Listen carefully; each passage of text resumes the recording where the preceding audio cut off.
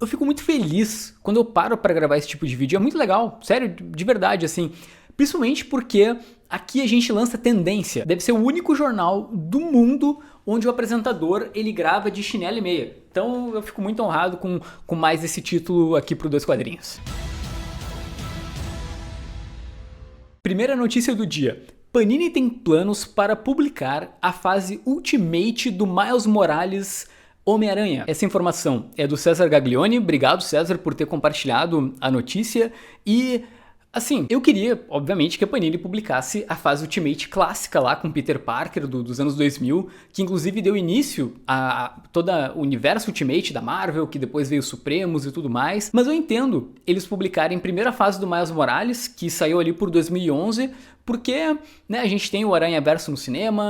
Tá, agora a gente tem que falar de um monstro da ilustração que se chama Butcher Billy, que é um artista curitibano, inclusive ele é brasileiro, e já trabalhou com a Netflix, né? Ele fez aqueles cartazes conhecidos do Black Mirror, e agora ele tá publicando uma série de cartazes de filmes fakes, de spin-offs do Tarantino. Então ele pega personagens que participaram dos filmes e imagina o que eles estariam fazendo agora, ou novas tramas pra eles, e cara, é um mais legal do que o outro. Por exemplo, ó, o primeiro deles é o Double V Vega, que basicamente a gente tem o Vincent e o Vince Vega, e é engraçado que o Tarantino ele chegou a ter uma ideia pra um filme assim, né? Ele nunca saiu do papel, mas o título seria justamente Double V Vega. Ao mesmo tempo tem um filme do Jules, do Pulp Fiction, que é o Bad Motherfucker, que justamente era o que estava escrito na carteira dele, lá quando a gente vê a cena final do filme. Tem o The Call Her No Eyes, que é basicamente uma personagem do Kill Bill, e é legal porque esse cartaz ele brinca com uma das inspirações do Tarantino pro filme Kill Bill, que é o They Call Her One Eye. Então, bem legal a ideia do Butcher Billy. Tá, são muitos, eu vou citar mais um aqui. Tem o Fox Force 5, que é basicamente o piloto que a Mia Wallace diz ter participado lá no Pulp Fiction, e depois ele vai se realizar, vamos dizer assim, no Kill Bill, quando a gente tem todas as minas super badass lá no...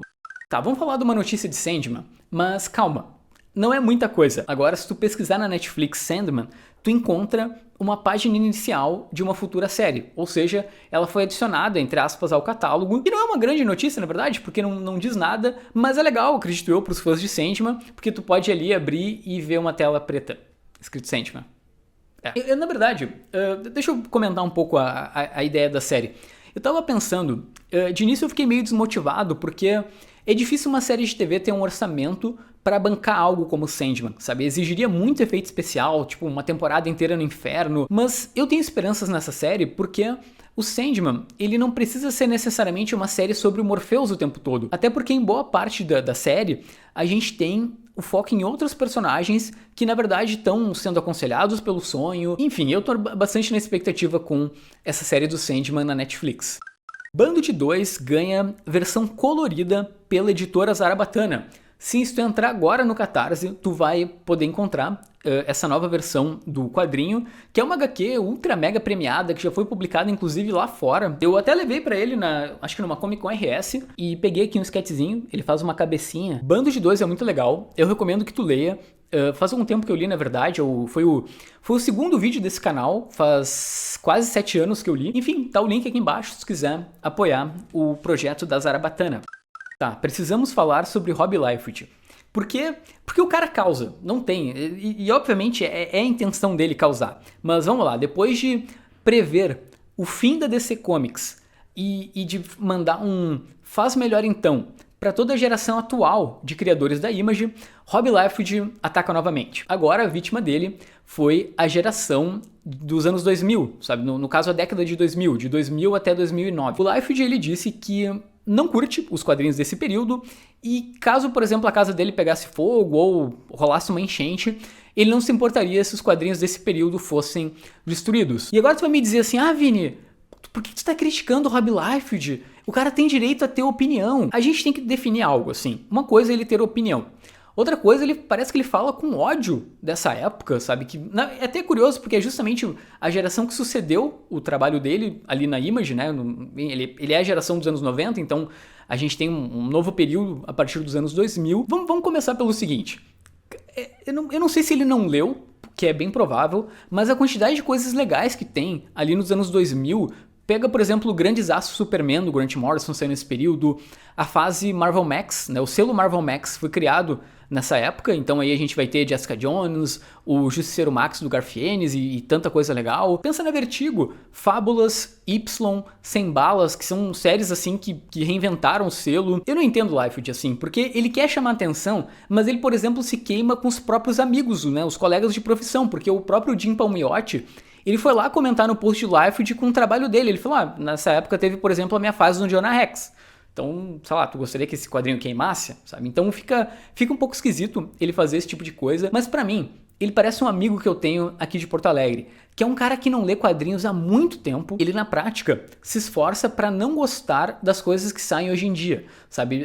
Ele lê 2 páginas de um quadrinho atual e diz, isso aqui é lixo, era melhor quando era na minha época lá, nos anos 80, que era muito mais legal. Que não tem nenhum problema, os anos 80 são ótimos, mas o problema é tu parar lá naquela época. Enfim, mas o que tu acha sobre isso? Tu tem um amigo também que tem essa questão de não conseguir sair de uma década, né, e parece que parou no tempo? Beleza, agora vamos para um rápido momento jabá aqui no Dois Quadrinhos News. Eu vou comentar a lista das HQs mais vendidas nos links dos Dois Quadrinhos na última promoção da Amazon, que ainda tá valendo, se tu não tá sabendo. Basicamente são, na verdade, é como se os astros das promoções tivessem se alinhado e tá rolando uma baita de uma promoção na Amazon. De verdade, assim, eu acho que é uma das melhores promoções que os caras já fizeram na história. Na prática, comprando 4 quadrinhos, o mais barato sai de graça no carrinho, sendo que tem quadrinhos com 45%. E se tu for dar uma olhada nos mais vendidos do canal, tem em primeiro lugar o Batman Messias, que é um quadrinho fantástico do Batman. E eu quero primeiro elogiar essa lista porque a audiência do Dois Quadrinhos tem muito bom gosto, sabe? Tu tem ali coisas como o Transmetropolitan em segundo, que é um quadrinho fantástico, assim, do Warren Ellis, Cyberpunk, uma série muito legal da Vertigo. Mr. No, também da Bonelli, então tu tem uma lista bem diversificada, sabe? Tu tem quadrinho de super-herói, tem quadrinho da Vertigo, tem quadrinho da Bonelli. Não tá aparecendo ali, mas mais pra baixo vai ter coisas como The Walking Dead, a própria Queda do Morcego, do Batman, da Panini. Mais pra baixo tem também, por exemplo, o Homem-Aranha História de Vida, que não tá com desconto tão alto na Amazon, mas eu acho que todo mundo tá, tipo, mega desesperado pra ler esse quadrinho. Tem o JoJo's também, que tem muita gente pegando a segunda parte da série. Tem a Liga Extraordinária, do Alan Moore, nessa edição gigante, bonitona, da Devir. Tá com 47% de desconto, que é acho que o maior desconto que ele já ficou na história. Tem, por exemplo, o terceiro volume do Hellboy Omnibus da Mitos, que é o Caçada Selvagem, que tá com 27%, então dá pra juntar no combo. Tem, por exemplo, o Punk Rock Jesus, do Sean Murphy, que eu inclusive fiz questão de levar pra ele, na época que ele veio aqui na Comic Con pra autografar, porque eu sou muito fã dessa HQ. Trata sobre eles basicamente clonam um garoto pra... Faz tempo que eu li, mas ele é um garoto clonado de Jesus, que é como se o Messias voltasse pra Terra. E aí a gente vai ver o que vai acontecer a partir daí, porque ele vai participar de um reality show. Sim, sim. Tem o Minha Coisa Favorita é Monstro, que tá com 20 e poucos por cento, acho que 27%, então dá pra fazer um combo. Muita gente tá pegando também a Queda do Morcego, da Panini, que ela acabou de publicar. O Lanterna Verde, que é o volume 1, no caso da série do Jeff Jones, ele tá com 39% de desconto, então tá com um desconto bem bom, e é um bom começo. O personagem agora tá completando 80 anos. E era isso, obrigado pelo teu clique, tá? Os links estão aqui embaixo. Eu espero que tu tenha saído desse vídeo muito bem informado. Eu acho que ele ficou bem legal. Mas o mais importante é o teu comentário agora. Qual a tua expectativa pra série do Sandman? Tu acha que a Netflix tem condições de nos entregar uma série como como são as histórias em quadrinhos, sabe? Naquele nível de efeitos especiais, com algo bastante convincente. Foi muito bom te ter por aqui, tá? Boa noite. Boa noite.